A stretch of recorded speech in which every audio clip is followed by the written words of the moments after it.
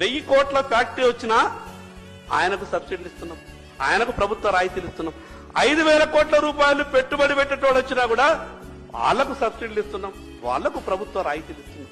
మరి మన కొరకు అన్నం పెట్టేందుకు వ్యవసాయం చేసేటటువంటి ఈ రైతుకు 10 ఎకరాల పైన ఉంటే ఆలోచిస్తామనంటే కొంత బాధ అనిపిస్తుంది. ఆ రకమైనటువంటి ఆలోచనని విరమించుకోండి. రైతుకు కులం లేదు అధ్యక్ష, రైతు రైతే, ఏ కులం ఉన్నా కూడా రైతు రైతే. కాబట్టి మీరు మిగతా విషయాలు ఆలోచించకుండా ఎన్ని ఎకరాలు ఎక్కువ వ్యవసాయం ఎవరు చేస్తారు అధ్యక్ష? వ్యవసాయాలు అంతా బాగలేవు అధ్యక్ష. మనకున్నట్టు ఫామ్ హౌస్ల తీరు లేవు. దురదృష్టం ఏంటంటే నాయకులకు ఈ మధ్యన ఫామ్ హౌస్లు అయిపోయాయి.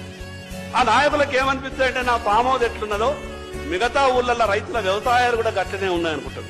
కానీ నువ్వు కట్టుకున్నట్టు 20 కోట్లు పెట్టి ఫామ్ హౌస్ల రైతుకి ఇల్లు లేదు, నీకున్నది. నీ ఫామ్ హౌస్ తీరు రైతు వ్యవసాయం లేదు.